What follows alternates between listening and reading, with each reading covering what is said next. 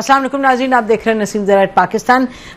14 रातें हो गई हैं एक्चुअली। सेंटकॉम हर सुबह पाकिस्तान की एक स्टेटमेंट आती है कि हमने 10 रातों से अटैक किया, 11, 12, 13, 14 हो गए हैं। 14 दिन हो गए हैं that Iran is under attack.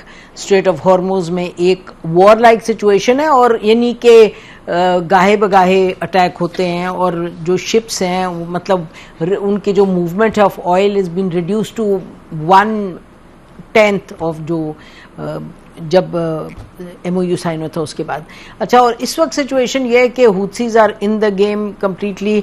अलबत्ता चाइना के जो 2 थे टैंकर्स उनको मूव करने दिए रेड सी से कल, और उन्होंने कहा हुथीज ने कि जी हमने देखा था, और ईरानियों ने भी कहा कि ये पता चला था कि उसमें चीनी है तो वी लेट देम गो। उसके अलावा इस वक्त जो सिचुएशन है यहाँ हम बात करते रहे इस पर, हमारे मोस्टली हमारे कहते रहे एक्सपर्ट्स कि जी ये थोड़ा बहुत चलता रहेगा, थोड़ा बहुत, बट MOU इंटैक्ट रहेगा। सो बिग क्वेश्चन इज कि MOU इंटैक्ट है या बिल्कुल ख़त्म हो गया।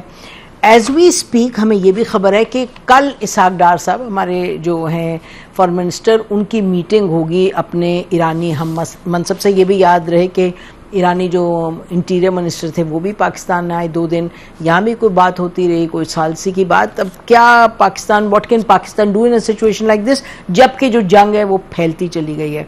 जो आप देखें सीरिया भी, पार्टली सीरिया, जॉर्डन, ये तमाम जो ममालिक हैं उधर अटैक हो रहा है और ईरान जो रिटेलिएट कर रहा है और स्ट्रेट ऑफ हॉर्मुज पर जंग जारी है। वो मेन इशू है इस वक्त, कौन कंट्रोल करेगा। और जो लोग कहते हैं कि जी ये अब देखें ये बात ऐसी इतनी बढ़ गई है, बात इतनी बढ़ नहीं गई। हमें जो समझ आती है, और हम अपने जो आज गेस्ट हैं सेनेटर मुशाहिद हुसैन सईद साहब, उनने हम पूछेंगे ये कि ये बात ऐसे ही है या असल में बात ही है, क्योंकि स्ट्रेट ऑफ हॉर्मुज की एक और लेन खोल ली US ने, जबकि क्लॉज 5 में था कि जी ईरान इसको संभालेगा। जब खोल दी उन्होंने और वहां शुरू हो गया ट्रैफिक थोड़ा बहुत, ओमान से मिलकर उन्होंने ये अग्रीमेंट किया, तो ईरान को ये समझ आई कि हमारे पास तो एक ही मेजर लेवरेज है, वो है strait of Hormuz. So Iran क्या will fight till the end for strait of Hormuz? इस जंग से उसको कुछ मिलेगा या बातचीत के जरिए से होगा? और ये याद रखें कि इराक भी सालसी की कोशिश की, जिस पे ईरान ने कल ये कह भी दिया कि जी हमने हमारे पास और भी बहुत से मीडिएटर्स, हमें एक और मीडिएटर की जरूरत नहीं अनलेस US इज सीरियस। और US जो है वो बिल्कुल पीछे नहीं हट रहा, अटैक्स पर अटैक्स हो रहे हैं। और नाज़रीन, इसके साथ साथ जो गाजा में हो रहा है और जो अल-अक्सा में हुआ है वो आप देख रहे हैं। इजराइल उस अपनी जो उसकी एक तहिया किए हुए हैं कि वहाँ बिल्कुल कंट्रोल होगा इजराइल का, उस पर पीछे नहीं हट रहा। And finally but not least important, वो जो US का और सऊदी अरेबिया की एग्रीमेंट का था कि जी न्यूक्लियर पर हो गई है, लेकिन हमने देखा कि उन्होंने ये कह दिया, उनकी स्पोक्स पर्सन ने, कि जी not until US Saudi Arabia signs Abraham accords, और लगता नहीं है कि MBS जो है वो अकॉर्ड साइन करेंगे। बट और Pakistan, by the way, Pakistan ने बड़ी क्लियरली कह दिया कि जी अगर अटैक होगा सऊदी अरेबिया पे, अगर ऑयल को रोका जाएगा तो ये अटैक जो हुथीज ने किया वो भी नहीं एक्सेप्टेबल, क्योंकि वहाँ भी अटैक हुए हैं ऑन सऊदी शिप्स। तो बहुत से मामला आते हैं। Mushahid sahab, welcome to the show, good to have you on the show. जी, द मिडल ईस्ट डिसऑर्डर, बिल्कुल। देखिए जी 3 बड़े थिएटर्स हैं इस वक्त मिडल ईस्ट के। नंबर 1 तो ईरान ही है। ईरान के खिलाफ जो जारियत हुई, जिसको पसपा भी किया, उसके नतीजे में इस्लामाबाद MOU भी आया 17 जून को, जिसकी अब अंडर थ्रेट है। दूसरा है लेबनान और तीसरा है गाजा। और तीनों जगह जो बुनियादी गंद है, अंसर है, वो इजराइल है। बिल्कुल। अब लेट्स कम टू ईरान। मेरा अपना व्यू ये है कि 2-3 चीजें बड़ी वाज़ेह हैं। एक तो ये है कि resumption of war is not an option for both sides. दोनों को मालूम है कि वो हम मुकम्मल फौजी शिकस्त एक दूसरे को नहीं दे सकते। ना ईरान दे सकता है अमेरिका को, ना अमेरिका दे सकता है। तो अमेरिका ने भी बॉम्बिंग 13,000 सॉर्टीज की थी इन्होंने बॉम्बिंग 38 दिनों में। 14 कर देंगे, अब और कर देंगे। ईरान का ये ख्याल है, जो मेरे ख्याल में काफी हद तक सही भी है, कि time is on their side, Trump is facing an election, और जो पेन वो बर्दाश्त कर सकते हैं और जो पेन वो इन्फ्लिक्ट कर सकते हैं अमेरिका और उनके हलीफों पर, वो शायद वो नहीं कर सकते। एक चीज मैं समझता हूं कि ईरान थोड़ा सा हाथ हौला रखे कि सऊदी अरेबिया, ओमान और कतर ने ईरान का साथ दिया था।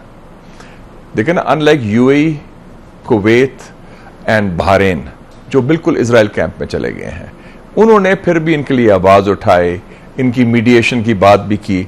तो उन पर थोड़ा सा मेरे ख्याल में ईरान को, उनको उस तरह ट्रीट नहीं करना चाहिए जिस तरह वो बाकियों को कर रहे हैं। और आई थिंक दैट अननेसेसरी, उनका टारगेट ठीक है, अमेरिका के साथ उनका है, उसकी जवाबी कार्रवाई कर रहे हैं। लबनान में देखें कि अमेरिका ने अग्री किया था 14 पॉइंट्स पे, और शुरू के जो सीज फायर 7 अप्रैल का भी उसमें था, आपको याद है, ट्वीट किया था प्राइम मिनिस्टर पाकिस्तान ने, जिसको एंडोर्स किया था ट्रंप ने कि all theatres of war will cease including Lebanon, और वो 14 पॉइंट्स में भी लेबनान है। तो अब लेबनान का वो जो कोशिश कर रहे हैं कि इजराइल और लेबनान का कोई सेपरेट हो और प्रेसिडेंट को बुलाया, वो नहीं चलने वाले बात। और एक और बात मैं क्लियर करना चाहता हूँ, ये जो बात होती है प्रॉक्सीज की, प्रॉक्सीज कौन है? हमास जो है वो एक लेजिटिमेट रेजिस्टेंस मूवमेंट है, वो 87 से चल रही है। दूसरा है हुतीज जो है, किसके प्रॉक्सीज है? वो तो पुराना उनका स्ट्रगल है, सना उनके पास है। और Hezbollah is a Lebanese organization, it started after Sabra Shatila as a resistance movement. हम तोतों की तरह ना, वही proxy we should be very clear on what the reality is. Kashmir में जदोजहद आजादी होती है हिंदुस्तान के खिलाफ, वो पाकिस्तानी प्रॉक्सी है, वो तो एक नेचुरल एक रिएक्शन है to repression. So we should be language. और अगर ईरान से, let's be very clear, Iran ने सपोर्ट किया उनको, जैसे कि अमेरिका सपोर्ट करता है, जैसे और सपोर्ट करते हैं, all countries should do this. South Africa ने सपोर्ट किया, हमारे प्रॉक्सी है कोई। और फिर तीसरा देखें कि गाजा में बोर्ड ऑफ पीस की सारी बात हुई, अक्टूबर में सीज फायर भी हुआ, अब गाजा को पार्टीशन करने की कोशिश कर रहे हैं। देखा ना, उन्होंने आधा गाजा का, और वैसे भी उसकी डेंसिटी येलो लाइन से बहुत आगे चले गए, और उनको बकायदा एक बाढ़ सी, और बाढ़ नहीं, वो दीवार सी बना रहे हैं, और वो आज शहीद भी किए हैं। तो इसका मतलब ये है कि मेरा ख्याल है कि फुल फ्लेज वॉर नहीं होगी, ये नो वॉर नो पीस चलेगी, और अभी भी मीडिएशन थ्रू पाकिस्तान होगी। बिकॉज एक चीज क्लियर है अल्लाह ताला के फल से कि वॉशिंगटन हो या Tehran, only trusted Pakistan, we are the only game in town that way, जिसको ट्रस्ट करते हैं। ओमान और कतर को तो उन्होंने बॉम्बिंग भी की है। Iraq is neither here nor there, they don't, इतना नहीं। Pakistan has stood by Iran and Pakistan has taken a principle position, और Pakistan has also been a bridge. और तो मैं समझता हूं कि शायद you will see some diplomacy from our side, both in khaki and mufti soon. I think some of it is already going on. देखिए जो उनके मुंह से नहीं आए, हाँ जी, he met the field marshal as well, जी मोमिनी, वो उनको भी मिले हैं, फील्ड मार्शल को भी, सबको। तो आई कांट इमेजिन कि इस पे बातचीत। और मेरा अपना, मैंने जो मेरी रिपोर्ट है अकॉर्डिंग टू माय इंफॉर्मेशन, कि उन्होंने यही कहा है Sikandar Momini sahab, who is very close to the IRGC, कि आप अपनी पीस प्रोसेस रिवाइव करें, और हम तैयार हैं बशर्ते कि अमेरिका उस अन्नो मन जो 14 नुकात है उसको इम्प्लीमेंट करने का खलूस नीयत के साथ। ये नहीं कि जैसे आपने बताया था अपने इंट्रोडक्शन में भी कि वो तो फैसला हुआ था पॉइंट नंबर 5 में कि it was Iran and Oman handling that. Suddenly उन्होंने कहा कि एक डिटूर बना दिया उन्होंने बाईपास करने के लिए, तो वो गलत था। वो जैसे हमारी दोस्त डॉक्टर मलिया लोधी कह रही है, the Americans cheated and they did cheat, ये चीट किया, वो गलत किया। अच्छा, दूसरा ये कि जिस तरह आप कह रहे हैं कि इस वक्त जो सिचुएशन है वो no war kind of no peace वाली है, ऑल आउट नहीं मैं नजर आ रही, क्योंकि ऑल आउट का दोनों के लिए नुकसान होगा, और दोनों नहीं चाहते इस हद तक जाना। मेरे ख्याल में दोनों के इंटरेस्ट में भी नहीं है। अब बात यह कि किस पॉइंट, एक तो देखे ना, यूएन तो बिल्कुल ही बेचारा ही है, क्योंकि वो बेचारे कह रहे हैं वो तो टाउन हाउस डिबेट्स हो रही है कि अगला सेक्रेटरी जनरल कौन बनेगा, वो तो अभी is a glorified protocol officer, nothing more. तो देखिए इसमें UN, OIC, Arab league, GCC, European union, zero rule. ये तो मल्टीलैटरलिज्म वैसे इज डेड हियर। ये तो पाकिस्तान ने किया, चाइना ने किया है, end of course Turkey and other countries with their support. लेकिन क्वेश्चन ये है कि फिर वो मल्टीलैटरलिज्म किधर गया जो आप इतनी बात करते थे कि हम मल्टीलैटरल तरफ। आई थिंक दैट ये एक न्यू ग्लोबल ऑर्डर, और मैं भी चाइना से मैं आ रहा हूँ, last week I was in China, there is talk of a new global order now कि ये एंड रूल्स बेस्ड जो ऑर्डर था, मैंने उसको स्पीच में भी कहा, उसमें उनका वाइस प्रेसिडेंट भी आया था हंचन, उसके बाद मेरी स्पीच थी की नोट, मैंने कहा कि the so called western led rules based order is unraveling because it was neither based on any rules nor did it promote any order. वो तो order ना rules थे ना order थे, मुनाफिकत थी, डबल स्टैंडर्ड थे। अभी आपने कहा कि एक न्यू ऑर्डर की बात हो रही है, अगर आप चाइना को देखें तो चाइना ने तो स्ट्रक्चर्स इन प्लेस भी किए हैं ना फॉर एक्चुअली के रिकंसिलिएशन का एक, और फिर global governance initiative, global development initiative इसका किया, आर्टिफिशियल इंटेलिजेंस का मेजर कॉन्फ्रेंस बना, और उन्होंने ये कहा कि AI should be never be on its own controlled by human beings, subordinate. ये बड़ा क्रिटिकल है, क्योंकि इजराइल ने जो इस्तेमाल किया AI against Iran and Gaza, they have used AI to kill people. So AI as an instrument of assassination बन गया है, और so that is not acceptable. और ये बड़ी अच्छी बात है जो चाइनीज ने कही कि human element should be controlled बहुत। और आपको पता है कि EU ने इसके काफी रूल्स रेगुलेशंस बनाए कि इसको कैसे कंट्रोल करना है, बट दे सेड कि it will not be applied to the defence industry. Why not? That is असल तो वही है, असल तो वही है, इस वक्त एप्लीकेशन डिफेंस इंडस्ट्री असल वही है, because it's the one that's destructive. लेकिन coming back to the middle east, तो फिर अब हम क्या देख रहे हैं, यानी कि देखिए ना, क्योंकि जो इस वक्त पैटर्न है मुशाहिद और जो स्टेटमेंट्स हैं, अमेरिका अगर बज़ाहिर you go by what Donald Trump is saying और बाकी जो उनके एक्शंस हैं, तो वो तो अपने फोर्सेस और मजबूत कर रहे हैं मिडल ईस्ट में, जो उसके इजराइल के साथ और कोऑर्डिनेशन उनकी बढ़ गई, तो बज़ाहिर लग रहा है is it just trying to scare Iran, but it's more than that, क्योंकि उस वहाँ तो वो रोज चढ़ाई कर रहे हैं। लेकिन ईरान की एक और कैलकुलेशन भी है, जो मैंने कहा था ना, Iran feels time is on it's side. दो मेजर डेवलपमेंट होने वाली हैं इजराइल और अमेरिका में अगले 3 महीने इलेक्शंस। अक्टूबर में इजराइल का इलेक्शन जिसमें इंशाल्लाह Netanyahu will lose, and November में mid term election in America. Both are very crucial. अगर ये जंग कंटिन्यू होती है, Trump is certain to lose the election. ये अनविनेबल वॉर बन गई है ईरान की, जो है जीत नहीं सकते वो। और नेतन्याहू को तो वैसे ही गालियां पड़ रही हैं कि तुमने मरवा दिया। गाजा में क्या हुआ है? अब हमास ने नई लीडरशिप इलेक्ट की है, Khalil al Haya, who is root grass root का बंदा है, and there is no question of Hamas disarmament.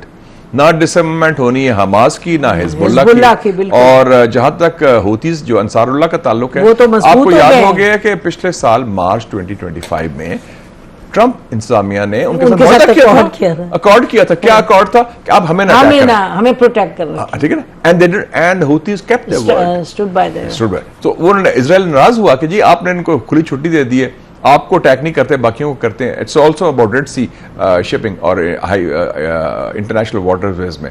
तो हूतीज की पोजीशन तो बहुत स्ट्रांग है, और वैसे भी दे कंट्रोल सना, हाँ बिल्कुल, अब तो दे कंट्रोल से ना। अच्छा, लेकिन ये बताएं कि जो आप कह रहे हैं अपनी जगह तो दुरुस्त है, तो फिर ये डोनाल्ड ट्रंप की तो लगता है मुशाहिद की कैलकुलेशन यही है कि जो लेन है एडजेसेंट टू ओमान कि उसको खोलना है, तो मतलब वो तो लग रहा है कि what will change Donald Trump's resolve के उसको रोके। मजे की बात है, अब सारा conflict is revolving on an issue which was not an issue before 28 फरवरी। तो स्ट्रेट ऑफ हॉर्मुज खुला हुआ था, नॉर्मल था, शिपिंग था, हर जगह खुला रहा, और कभी कोई इशू नहीं हुआ।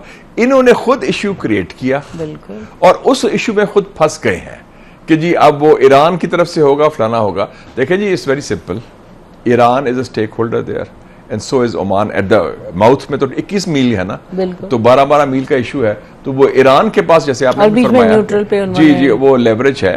तो till the hostilities cease, Iran will continue to use that leverage. मैं नहीं समझता कि इसकी परमानेंस हो सकती है, लेकिन ईरान का जो रोल है वो तो एक लेवरेज है ना। अगर अमेरिका इस्तेमाल कर रहा है मिलिट्री माइट, तो they are controlling the economic leverage, as simple as that.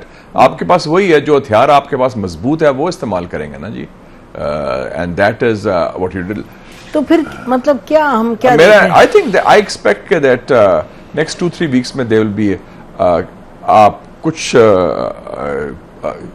I think the hostilities will stop and there will be a return to the conference table.